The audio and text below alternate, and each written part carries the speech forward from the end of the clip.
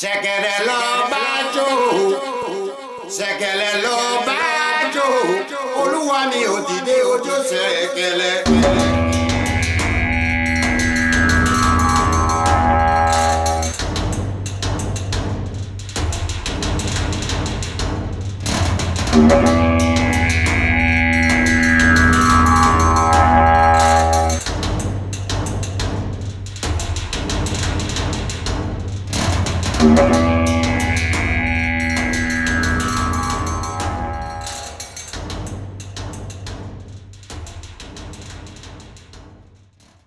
Hello and welcome to the Ashen Forge. I'm Phantom X, joined as always by Diggs and the legendary Neurotoxin. How are you two doing? Doing all right. Great. Excellent. Well, we we didn't have a show last week, Father's Day and all. So the next live show is the 30th, right? Yes, I believe Thursday. so. Yeah. So we figured we would actually just. I'll tell you why I thought about this. So anyways, we're going to go over some of the questions that are posed to the developers for the show coming up, and then maybe a couple of the ones they went over last dev stream. I'm still really. What got me thinking about this again was a comment on one of our YouTube videos about it was me diving into the whole one question thing. So that's where this came from. If I can't ask 10 questions, we're going to answer some of them on our own, at least how we would hope they were answered. So that's where this kind of came from. Yes. And thank you to whoever got me wound back up again by pointing that out on the video. So anyways, there's actually a ton of really good questions, which I sent them to you guys beforehand of some that I've kind of picked out. So certainly we can jump all around. The first one, though, that really jumped out was this question on whether the gear that artisans make will be, will gear for artisans be strong enough for a player to defend against an equal level player who is in combat gear? It seemed like a strange question. Gear for artisans defending against someone in combat gear. And I think question. I think I might know what they're talking about here is if you're wearing equipment that has some affinity or stat bonus or something to help with your artisan skills, maybe you've got a full set of equipment on that helps with your gathering of one particular material, for example, and you're going to go out and you're going to wear that. And then someone says, oh, hey, look at that guy. He isn't even wearing any skins, and I can tell he's wearing, artisan's clothes. So I'm going to just jump him and take his stuff because I know he's got artisan stuff on and he's just gathering. So he's got, materials for me to take. So I would hope that the attribute trade-offs that would go into things that would help with gathering would not be so severe that you would not be combat viable. That said, it also depends on who's got the jump on who. Initiative is everything. If it's a one-on-one, if there's any way to escape from the situation, if you do this on a cliff and they're able to just kind of coast down the edge of the cliff somehow and get away from you quickly that way, it's one of those things that, you do run the risk going out as a harvester, as a artisan, not wearing your most combat-y gear and potentially come across somebody who will combat you, especially if you're solo harvesting and a group of people come across you and see, oh, you're just solo harvesting. We'll take that. Thank you very much.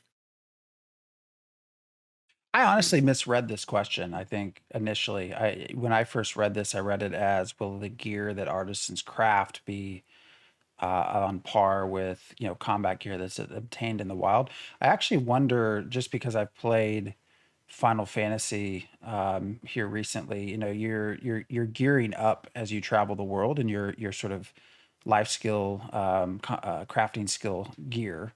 That's what you're in as you go throughout the world. And so I don't know if that's where this question also comes from. Yeah, I mean, there's several angles to it. So the answer is no, by the way, because Artisan gear does not have stats for. It doesn't have adventure stats on it. So um, that's no. But for instance, even if we were just thinking PvP, I mean, there's going to be mobs out there too. So I assume where you're gathering, some of the stuff you will be gathering will be coming from mobs. So you're going to want some protection from mobs as well as from PvPers. Um, there is a kind of correlated question, and I had one that I'll talk about in a minute. But there is a debate the last couple of nights about um, the possibility of a level one adventurer master crafter. And people flipped out about that concept. That should not be a thing. And Mm, oh, now we're going to exploit it because we're going to bring these. We're going to use them as what did they call them? Corruption bombs, so that we'll bring them as they're gathering and not only level one, but they're with high level PvPers, and that'll cause them when they attack them, then the enemy will get massive doses of corruption. And why would you want to have this anyway? This shouldn't be a thing.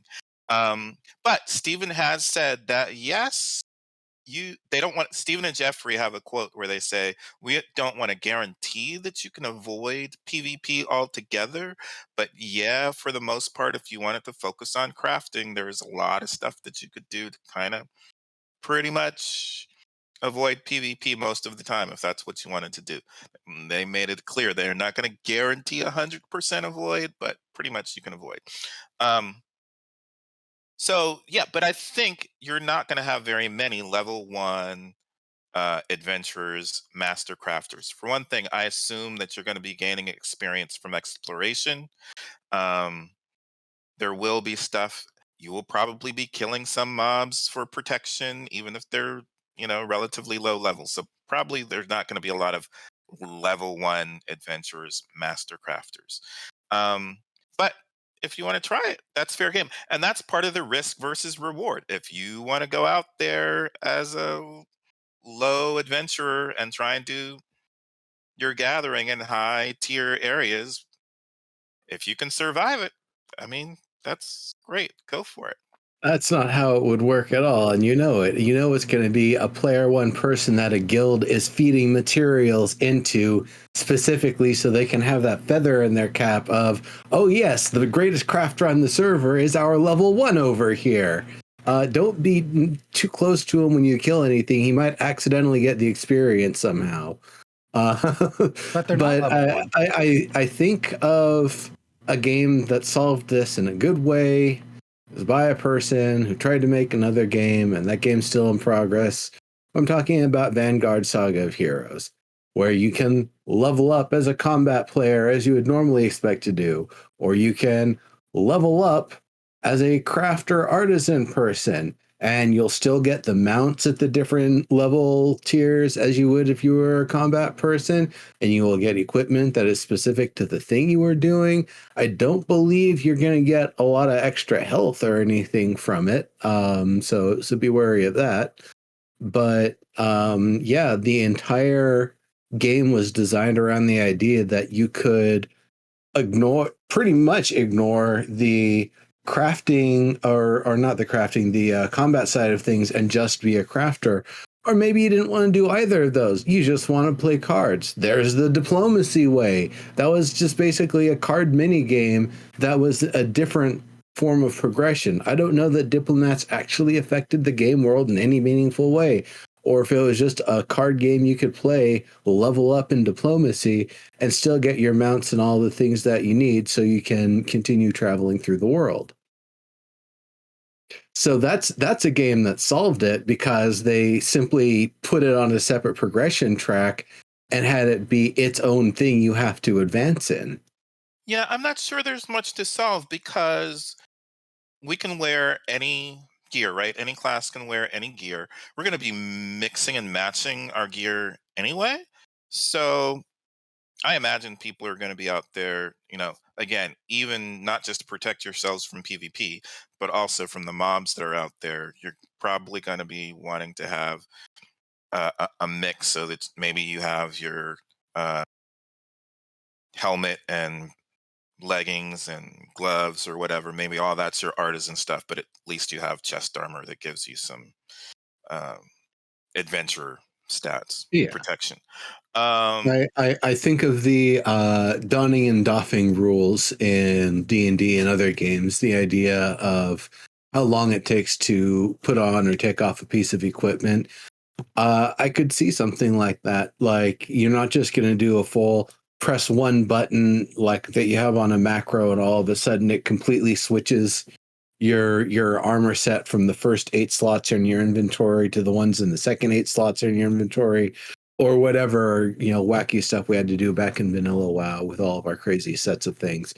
But making it so, like, yeah, you can change your hat, your overcoat, your cape, your gloves, maybe even your shoes. That only takes a few minutes. Taking your full armored breastplate with the straps and everything that's got to be properly balanced and all of that, just taking that off to put on your harvesting thing for a second, not as much. And I could see that even being something that's weighted, is that things that the attire that gives higher quantities of bonuses are the ones that take the longest for you to swap out. So if you just, you're trying to adjust to the combat situation, oh crap, I'm set for full physical and now we're getting magic sent at us. So I would swap the hat that I'm wearing and I swap the gloves that I'm wearing and give myself a little bit more magic protection to survive some of those things. That seems a little bit more reasonable. So I could see something like that where some items are easier to swap than others in the heat of combat or right before a battle. Thanks. It has to be So right before, yeah. so you knock that creature down, and suddenly you just start slapping all of your leather working skill equipment on, so that way you can skin it as best as possible. But not Yep. until it's dead, because otherwise it's gonna maul you. Yeah, but I don't know how many people have played Final Fantasy in detail. As a crafter, Which one? 14. So the Hmm. online. So we I've I've been thinking about that. I might. yeah. So I mean, I've done quite a bit just because the crafting I think is actually pretty well done. I obviously have some gripes about it, but I thought you did it because the fishing was pretty good. I had started out with that, but also just checking crafting. Now you do have to go through the process of just an adventurer to get much needed things like a retainer to be able to sell what you create and some other stuff, a mount. But the method they use is your gear. You do have crafter gear that has a certain level to it, so you can go into areas that are equal to you and pretty much be ignored by the mobs that are around you. There's also a skill, and I'm forgetting if it's sneak. I don't remember the name of it, but there's another skill that allows you to hide better from the monsters that are around you, so you can go out and gather. So, That's cool. um, so Yeah. you, So one thing related that I'm wondering, I had a question that did not get answered. Is will our art will well we have artisan gear that have stats that help us with that stuff, with crafting. Um, and I don't think I think we don't have an answer for that. But yeah, I'm hoping that we have artisan gear that will allow us It's to buff our gathering skills or cooking skills or whatever's related to it. I hope it isn't so much of like, here's a flat buff, do what you will with it, so much as things to improve and augment specializations one would take. So as we were talking about last time, somebody who's like focused on quantity versus focused on quality, they're going to want to have items that continue to improve their yield if they want to get as many chunks of meat off of that dragon as they can possibly get. But if the quality matters, then you would want somebody maybe that's got not only the skill specificity towards quality, but then also gear that allows them to get the highest quality pieces, even if there aren't going to be as many of them. I could also see, the kind of middle ground that somebody is specified in one, but they need something that's a bit better than what they normally get, so they put on they're normally a volume gatherer. They need something higher quality, so they have their volume specializations, but they have some equipment that kind of helps bridge the gap on the quality side, so they can get things up to the level that they need, and still be getting a decent amount of them every time. So yeah, that's kind of what I'm thinking. It could just be that flat bonuses are the easier way to do it, though. And I'd really love to see some artisan gear that reflects professions, so that you can look around and say, "Oh, that guy's a cook," or "Oh, uh, that guy's a blacksmith," not just or necessarily even an armor smith, but um, just they look the part of their profession, instead of pretty much we're always wearing adventurer gear, and that may have some stats that help with their stuff. But um, I mean, you know, it doesn't have to all be about combat.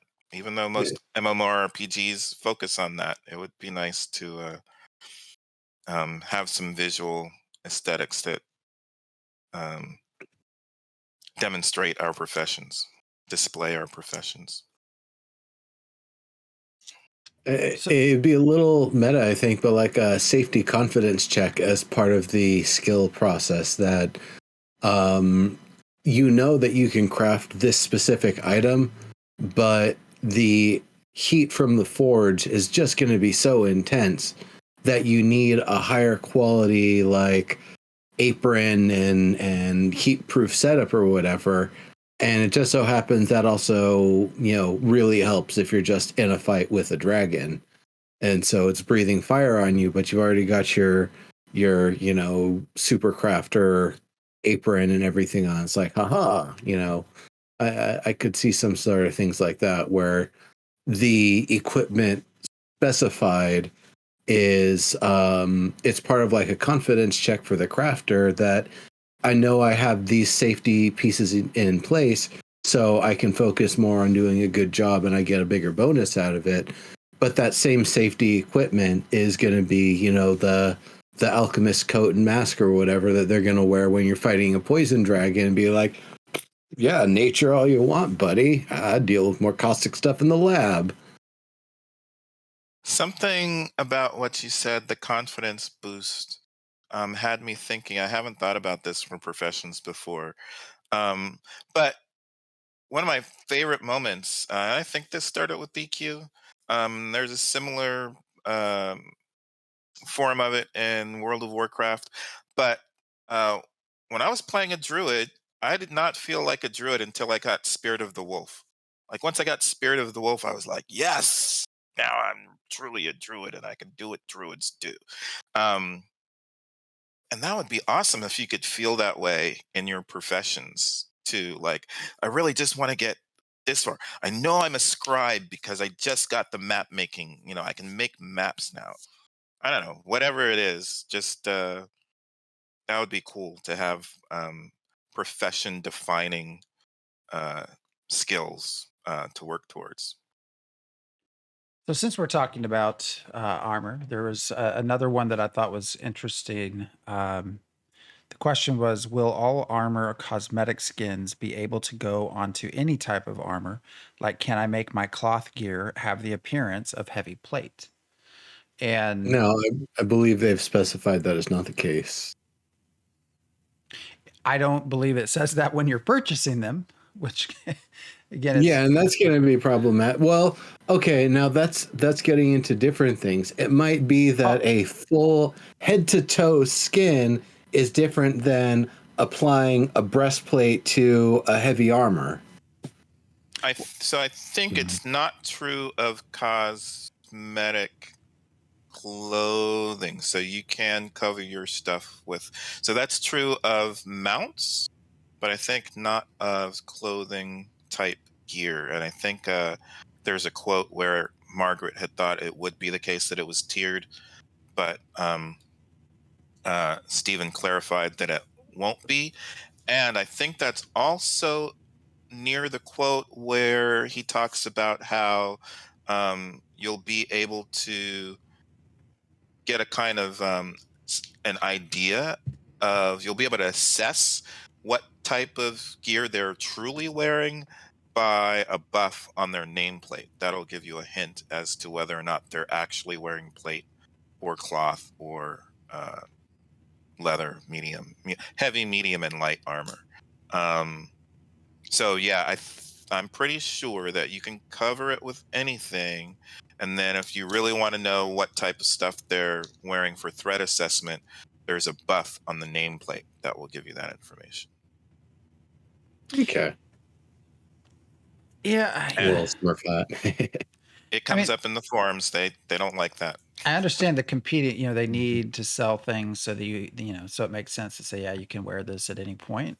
The other side to that, though, is I could imagine the PvP players, part of what you learn is visually to look at, what is someone wearing like that. That's something that I just have had in every MMO from EverQuest, the very distinct pieces of armor or weapon that someone's carrying.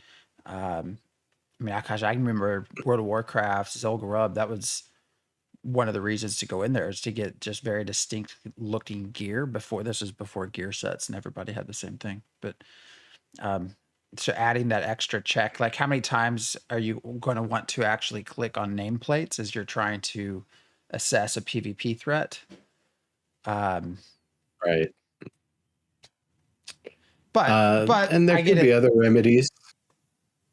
Like could be a way in PvP to turn off cosmetic skins and just see the person as their equipment would normally show up, or just a way to turn that off entirely. That might be something that might not want to do because they want people to be able to express themselves and show off their pretty clothes and stuff. So, but putting limits on that, I could see just for the sake of, combat related things.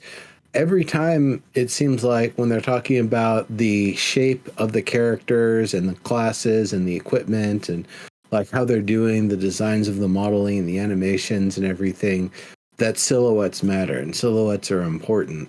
And that being able to tell one race's silhouette from another, being able to tell the silhouette of somebody wearing heavy, medium, or light armor in the distance, that those are things that are kind of important. So it does bring into question, just how much wiggle room and what conditions there are going to be for viewing or kind of interpreting through the aesthetics that somebody's wearing when you're trying to deal with things in a big fight. Yeah, I mean, it's a high magic fantasy setting, so illusions are a thing. Not everything appears as it truly is. There it is. Okay. You just triggered another question because I read this and I thought of you, because the answer is always, it's a high magic world. Magic exists. Anything can happen, because we talk about this, about Harry Potter's house next to Mount Doom and what that's going to feel like. This question was, will open freehold plots be carved out of the natural environment in aesthetically pleasing areas as the local node progresses, with their placement curated to maintain the beauty of the vistas?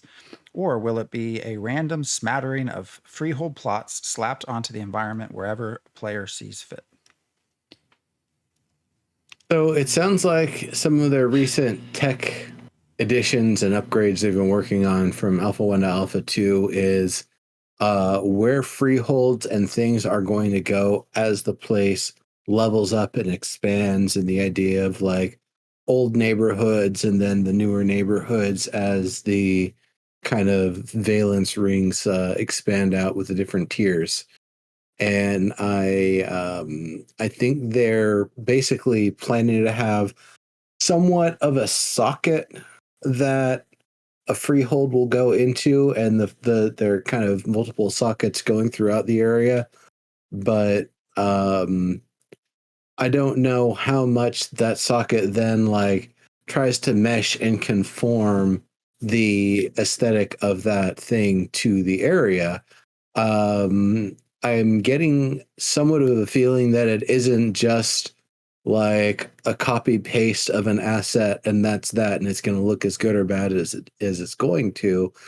And I also don't think every single one is going to be recrafted and retuned for each environment in such a way that you have almost like a unique one that will go anywhere depending on any circumstance. That's going to be obviously too much work, but I'm hoping that it's going to be at least in the mid ground of that the sockets have other features to them and that there are some biome specific features to the different sorts of things. So if you want the very stately and austere Eye of Sauron, maybe more of like a mountainy or deserty sort of place would work a little bit better for you. But if you grow you put one of those in a forest, it's going to have vines growing over it. Maybe it's not going to be a red eye, but it's going to be a green eye.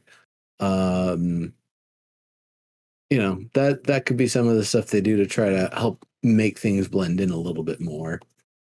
But I purchased it. I should be able to do what I want. And it's going to have to be pretty much that way. They cannot do too much to get freeholds to But you break my blend in immersion. with the environment, because even just size and shape, right? Some people might be purchasing small ones. Some people might be purchasing or placing. Some people might be placing small freeholds. Someone might be doing large ones. And I don't think the environment can dynamically fit that. All of the variations, to be super pleasing. So I think they are trying to do the nodes so that as the nodes grow, those will fit in with the environment and biomes in that way. And you might be able to purchase some open world housing that will do that, but I don't think that's going to be too possible with freeholds because they're so different. I'm trying to think of the A freehold is about half an acre's worth of space, and you can put maybe more than one structure on them, perhaps. That's right. So it's going to be, is it just going to be a wall of Eye of Saurons or something? Is that what people are going to be doing? Is it going to be going back to every plot-based sandbox game ever where everybody just has a giant building that goes as high as it can and then hedges walling off the area so you really don't get to see anything? It's just ugly. Like, It'll I be don't know. ugly. Please don't. I don't know how it's not going to be ugly. Mm-hmm. I mean, I don't know how you can, in any, out of everything we've seen, that you can purchase. If you go to their website right now and look at what can I purchase, and you just say, okay, we have 2,000 players on this server, and they have access to these 10 freehold plots. Like, I just don't see how you make it anyway look good. I'm trying to think of when we, and I know Alpha 1 is not a great representation, but just thinking of the landscape of what we played through and where the nodes, sort of the towns were. I'm trying to think, okay, well, were there areas, like where would we have placed our own freeholds? And there really They didn't have space for it. They didn't have space for it at all, really. No, and that's part of the thing that they had to, upgrade with the tech from A1 to A2. So, but this is, go ahead, Diggs. No, I was just going to say, I would hope that, when I look at some of the tents and things that I might have purchased or think about purchasing, if it's a tent type structure, I think of it being in the desert. That was kind of where the concept art placed it. Same thing if I'm looking at something that looks like a Nakua hut. I'm probably going to try and place that near the environment, the biome that it meets. But But you're there normal. will be people who subvert that, and they'll want their lava castle to be in a snowy biome. What happens during a season when it snows? How is the snow going to be affected by the lava castle? I'm just gonna continuously buy the ugliest looking thing just so I can just piss off whoever sits next to me. Just every timer, I assume we'll have a timer on how frequent you can change. So just set up a rotation of the most annoying looking. What if they added sounds to just to be the worst? That would be wonderful. No one's going to come to your farm if you do that. It's fine. If it's too ugly. Actually, that ties into another question because we keep talking about Mount Doom. One of the questions, and I'll get to where this ties in, was about mounts. Where did it go? Oh, can we showcase our earned mounts in our housing area? For example, if we have a garden, can I put my horse collection in there? I'm assuming so. That sounds neat. But since they're skins, does that mean you have to have earned 3 different types of mounts? They have to be on something. Yeah. That would be my only thought as to how we would, unless they just treated it as sort of a dressing room type picture where you just, you can put whatever you want. You don't really have to. The reason this question came to mind because I'm thinking of Mount Doom, and then just whenever you get a flying eagle mount, just to put that outside of for anyone who's familiar with the books. But yeah, I mean, we answered that Twitter question about which Pyre house we liked, and the one I chose, I'm planning to put. I mean, you said you want a garden on there. I think it's a similar thing with pets. I'm gonna want to put my Pyre character will want to put pets around the top of the house, kind of like a little pet zoo. So, I would hope that includes mounts as well as pets. We should be able to do that. That seems typical of what you can do for your open world, well, even instance homes. So that's going to be the other thing. What about all the crazy animals that are around on the freeholds? yeah, but what would they let us? Yeah, I don't know. We've really not been told what we'll be able to, do from a livestock sort of animal husbandry perspective, like how many different things there will be. Um, I mean, tons and tons of things if we're able to breed them. Well, I've never heard him comment. So I went back through again our last interview with him just to timestamp everything. So this is all kind of fresh in my mind. And he did make an offhand comment that didn't make it into the wiki about how many different kinds of crops there will be, essentially saying there will be just a ton of crops. But there was never a mention of, is it more than just sort of chickens, cattle, pigs? What all are we going to allow onto our the freehold? sort of livestock that I suppose it's going to depend on how many things that they want to have crafting and harvesting tracks come from and have used for different materials and stuff. Well, I mean, it says many animals that can be tamed and bred through the animal husbandry profession. So if you can tame stuff, that's probably lots of different kinds of animals, I would expect. Otherwise, there would have to be a ton of stuff that you cannot tame. I don't know. That sounds kind of weird to me.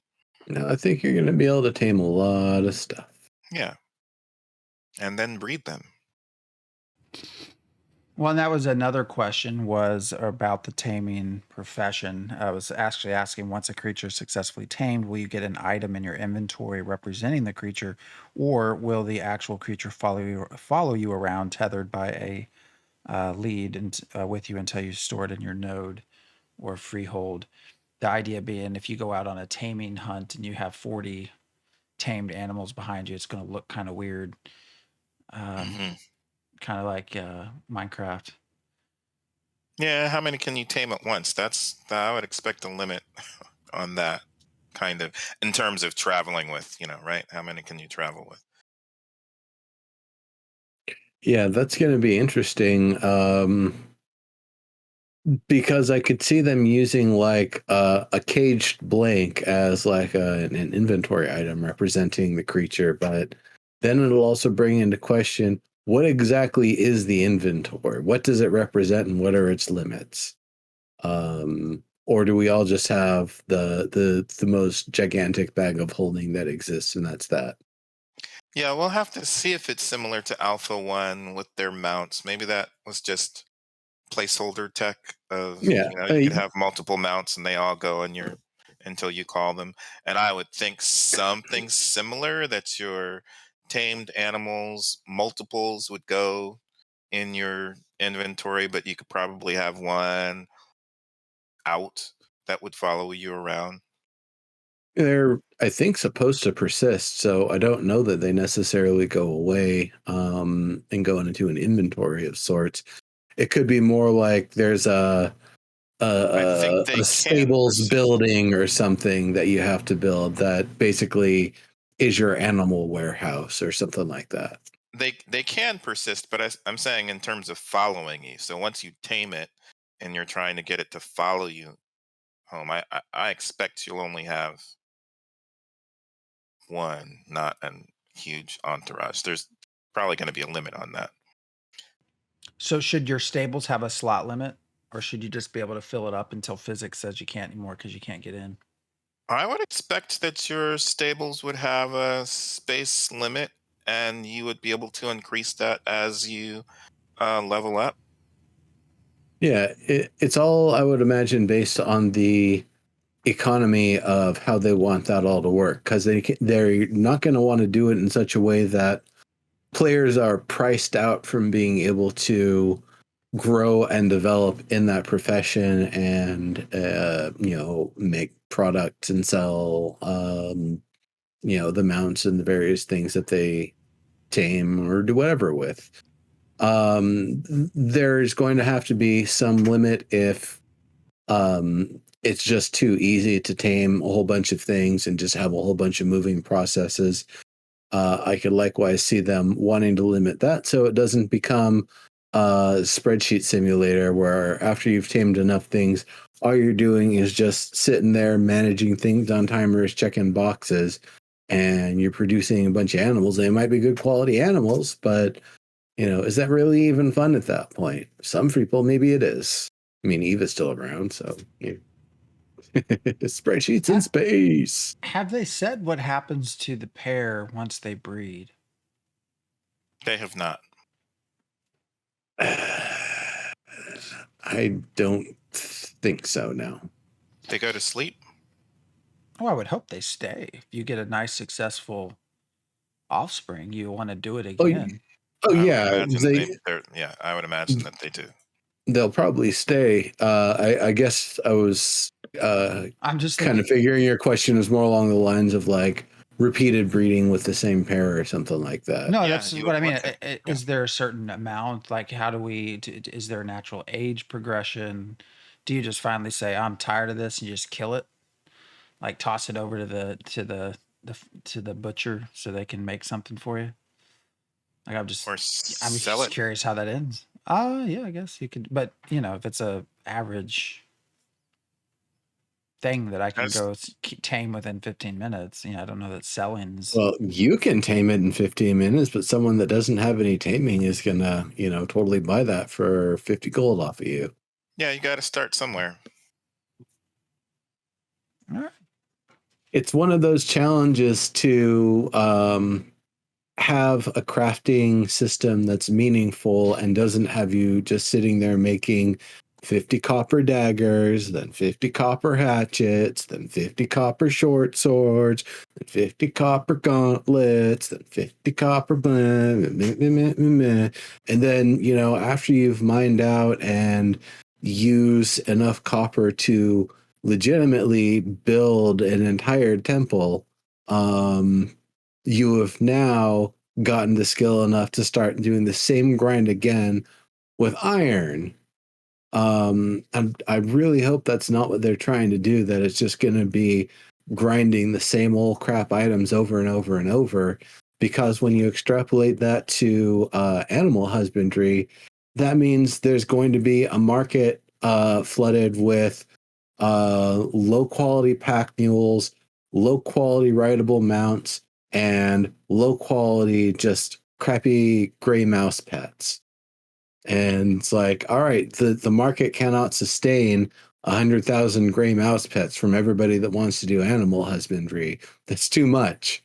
So there would have to be some outlet if it's gonna end up being crafted in those quantities. Otherwise, that's not a very satisfying track at all. And I would imagine you have only a certain amount of breeding. Sorry, I'm just still thinking about this breeding pair, like a breeding attempts. Because I also, from an economy perspective, if you found sort of a magical pair that, and I know Stephen mentioned there will be some randomness to this, but he admitted over time players will eventually figure out. Because Diggs, I think you went down the discussion of your Wizard 101 pet breeding, and so he acknowledged, yes, eventually they'll figure out. So I would imagine, if I found a pair that just produced a 10,000 gold offspring 75% of the time, they're probably only going to let me. They would probably only want me to have a certain number of attempts at that pairing, right, rather than endless.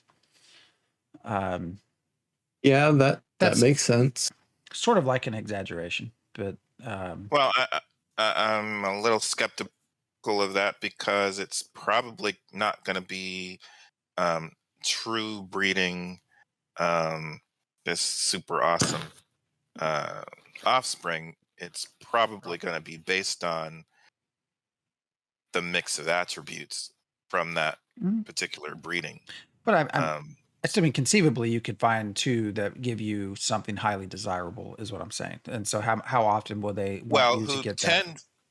Who tends to and have the potential to, but you can also, instead of having, 8 great traits, you might have only 2 great traits out of one of the Oh no, I know offspring. that's. They aren't all going to have 8. Well, I know, but I'm saying if the two that you have found out in the wild, you went taming, if we'll even say 50% of the time that they give you a combination. If I have endless attempts, like that's, I don't care if it's 50%, it's endless basically. The percentage doesn't matter anymore if you don't have a number of attempts is all I'm saying. So you've never played BDO. Wow. Okay. No, there's a lot of So MMOs all and I'm games and saying, stuff. the two best crafting MMOs to experience is Final Fantasy and BDO. In my opinion, from a pure crafting perspective. I would say if Vanguard was still around, that would make the list, and Star Wars Galaxies would also make the list for me. Yeah. Because for me, Star Wars Galaxies is still like the one crafting system that I've never seen anybody top in a way that I want to say, like, yeah, that's the new future of how systems should work. I'm not going to say Star Wars Galaxies had the absolute greatest system ever made, but it laid the groundwork for something, the groundwork for something really, really functional and foundational that just hasn't been utilized ever since. So that's yeah. Maybe the emulators got that one. It just really burns me that a game that was so successful and was doing so well, unfortunately, was the victim of its own success. The Star Wars licensing, Jedi Problems 1, Jedi Problems 2, all of that sort of stuff. If it just wasn't a Star Wars game, but people still ended up playing it the same, I think it would have probably done a hell of a lot better. My favorite crafting has been in Valheim. I'm not sure you can do that kind of crafting in an MMORPG, but that's my favorite crafting experience. I didn't like the crafting in BDO, and I haven't tried Final Fantasy 14.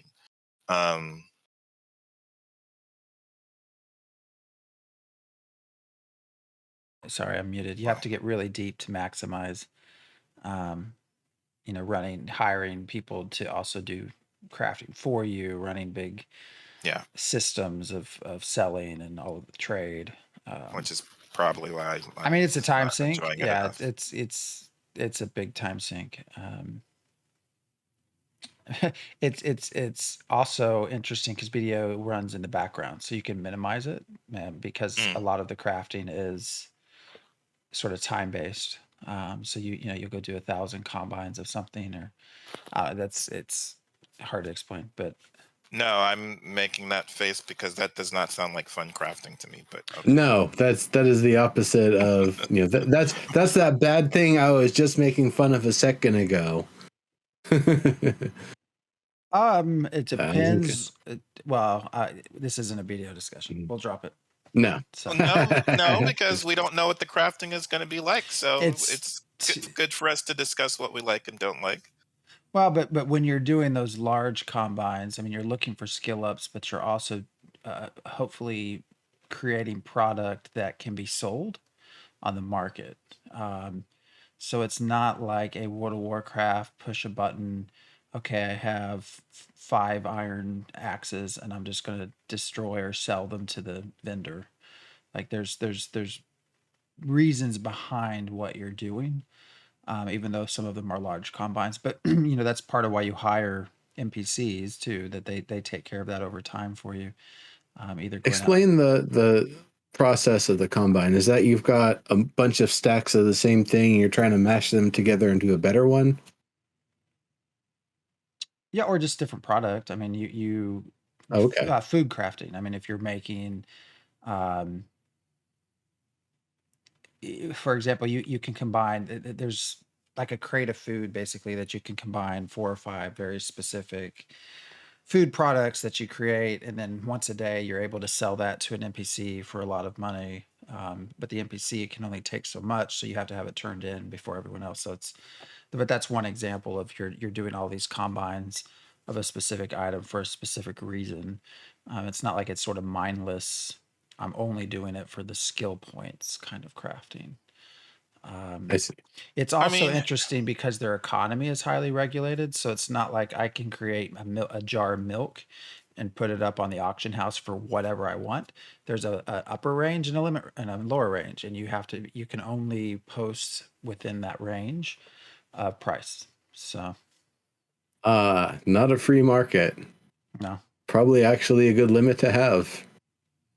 I also kind of liked the process of crafting in New World. I liked the recipes for cooking. Um, I did not like the gathering. Uh, I don't even know what to call that. Um, Gathering mess, grind. mess, the gathering mess of finding all the ingredients all over the map just to make the one thing that you really want to make. Now, to clarify for anybody who hasn't played New World, that's less of an issue for weapon and armor crafting, where you're Yes. going to find the things in the regions of the level.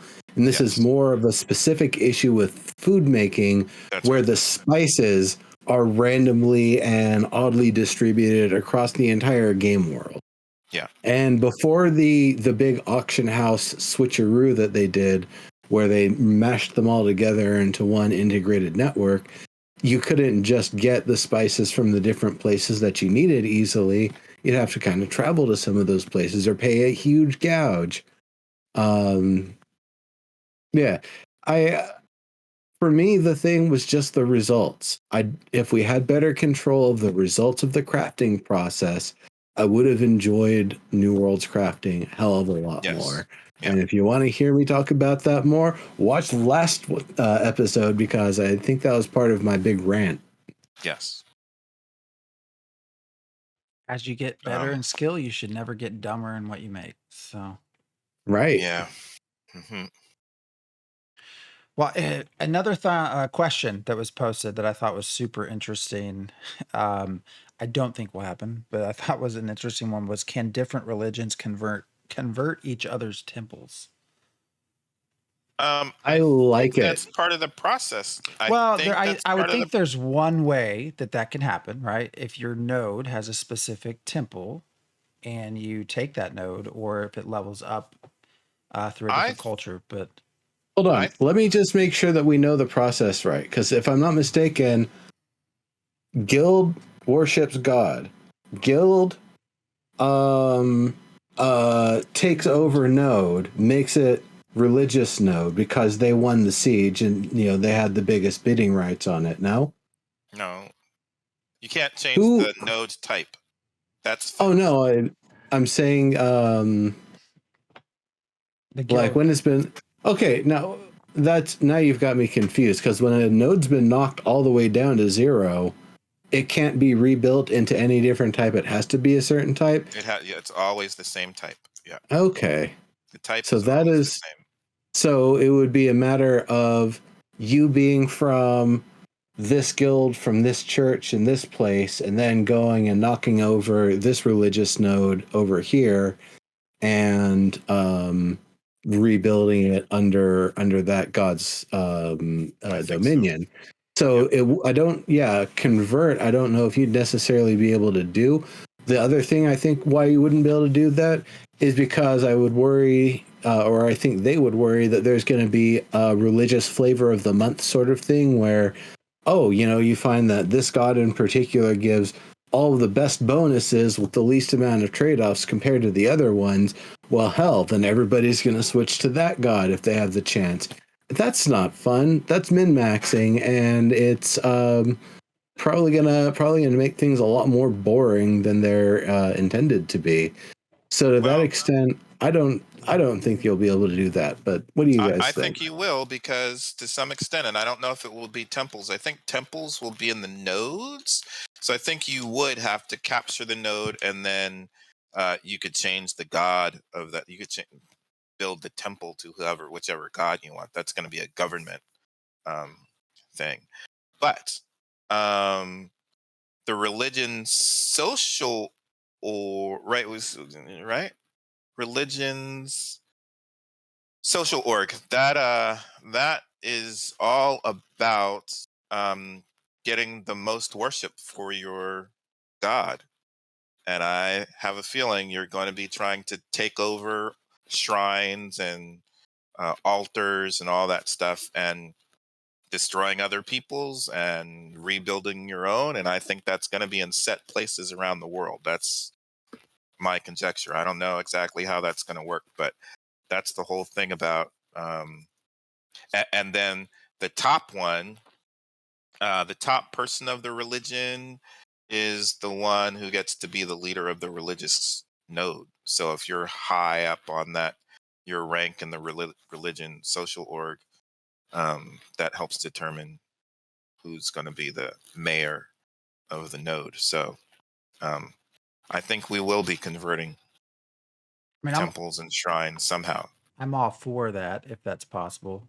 I have always said I will be one to go against the grain, so I'm down with the others, those three.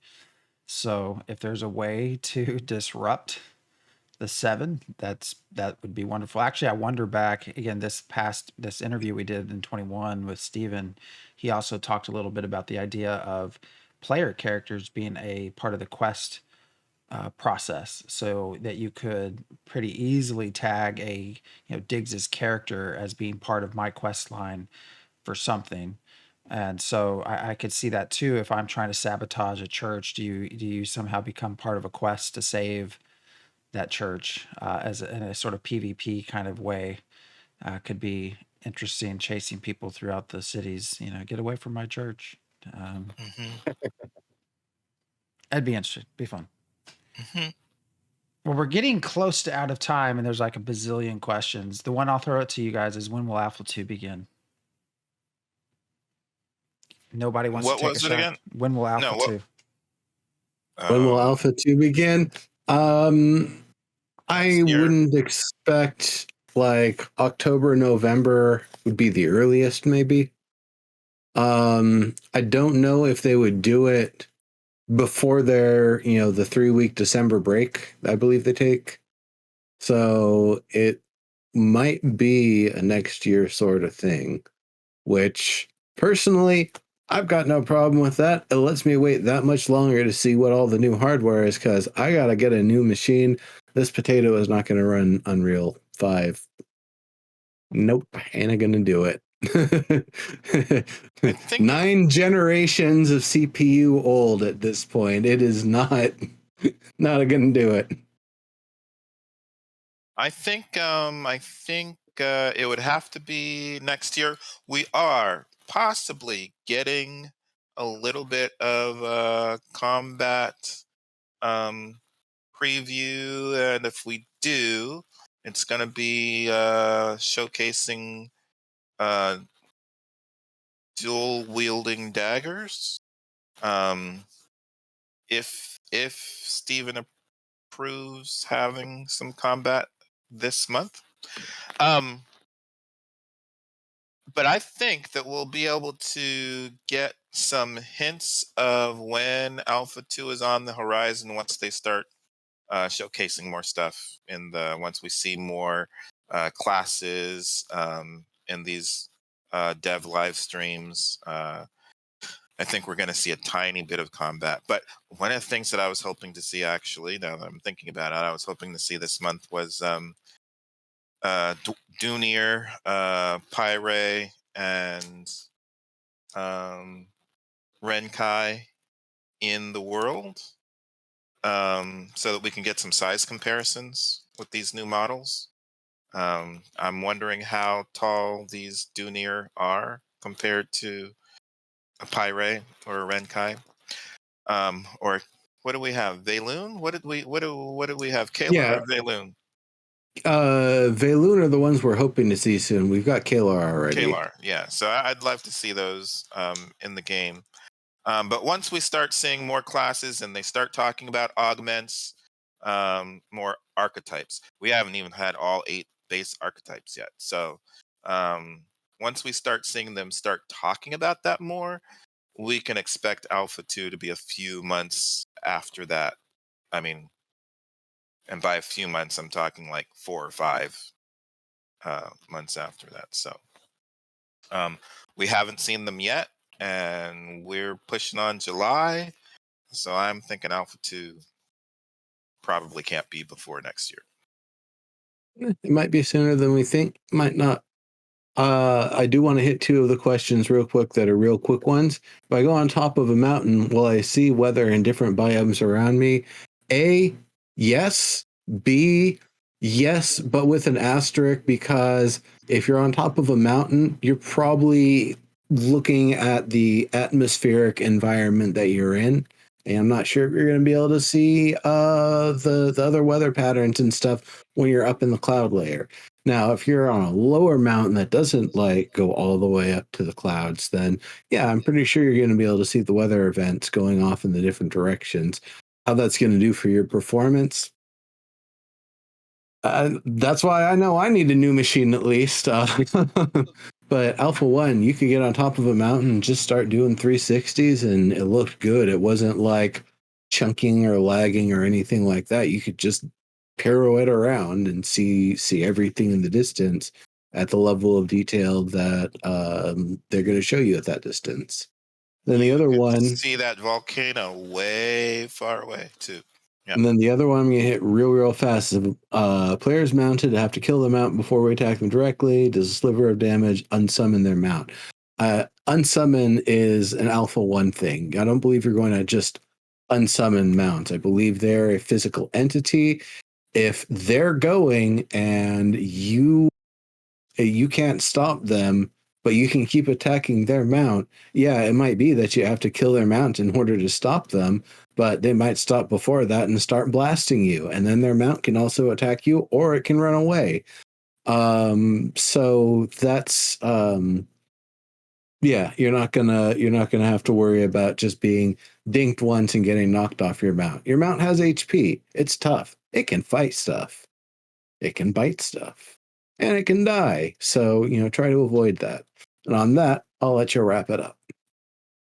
Well, there was one other real quick thing too to mention. Okay. No, all right. This was actually a question he answered from the last stream, and and it's more of an observation. The question was, can a corrupted player use the family summon system to call their family? And that question's been asked a few times, and they've been really cagey about giving an answer.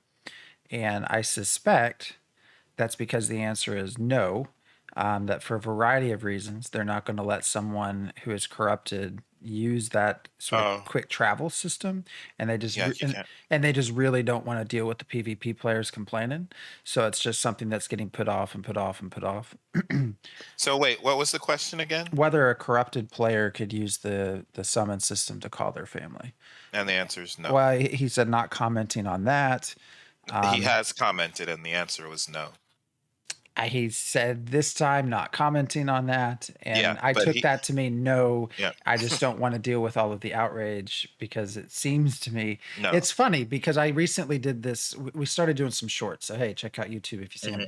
And this one I just last posted was about PvE PvP discussion and how people just need to chill, because it's like they tend to drive each other away, and they really need both to function.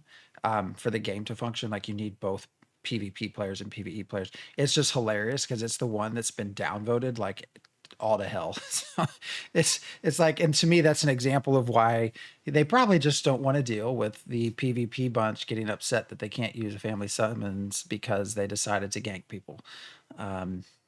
So with that is more of an observation than a discussion. But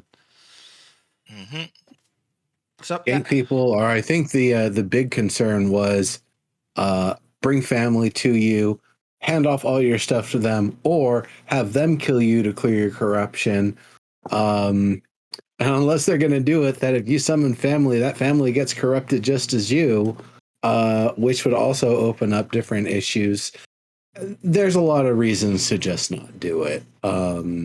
Again, that can be a much longer discussion. So Yep. Okay.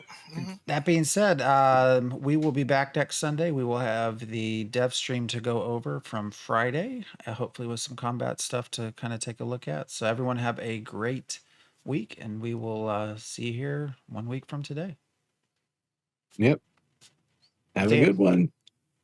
Prepare for fireworks.